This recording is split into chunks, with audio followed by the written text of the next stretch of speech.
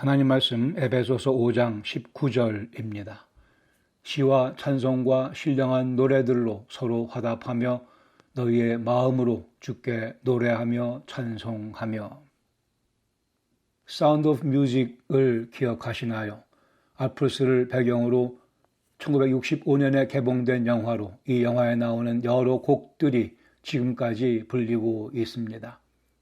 반세기가 지난 지금도 이 영화에 특별 상영이 있게 되면 전 세계적으로 많은 관객들이 자기가 좋아하는 등장인물의 옷을 흉내내어 입고 영화관으로 몰려든다고 합니다.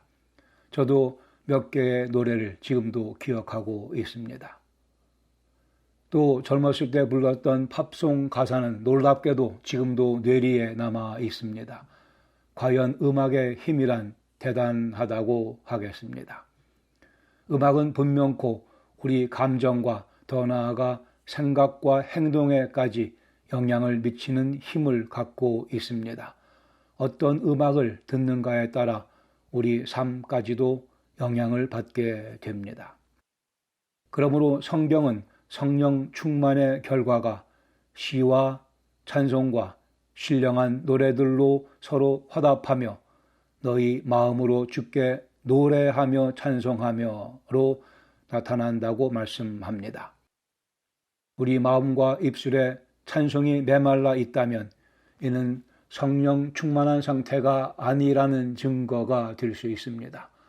우리 그리스도인들이 부르는 노래는 단순한 노래 이상의 고백이며 간증이며 예배입니다. 시와 찬송과 신령한 노래를 회복합시다.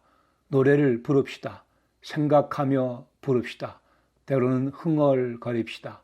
성령님께서 시와 찬송과 신령한 노래를 통해 우리 영혼을 정결하게 해 주십니다. 지혜롭게 해 주십니다. 의욕을 불러일으켜 주십니다. 강하게 해 주십니다. 자신감이 넘치게 해 주십니다. 발걸음을 가볍게 해 주십니다. 얼굴에 거룩한 미소를 머금게 해 주십니다. 시와 찬송과 신령한 노래를 부르며 오늘을 즐깁시다. 아멘. 주님께서 손을 대시면 모든 것이 가장 아름다워집니다. 주님께서 저희를 성령으로 충만히 채우시면 가장 복되고 아름다운 멜로디가 저희 영혼 속으로부터 흘러나옵니다. 이것이 십자가의 은혜이며 하나님의 의도입니다. 저희 감정을 넘어서서 생각과 행동에까지 능력을 전달하는 노래를 집어넣어 주시옵소서. 노래의 근원이신 예수님의 이름으로 기도합니다. 아멘.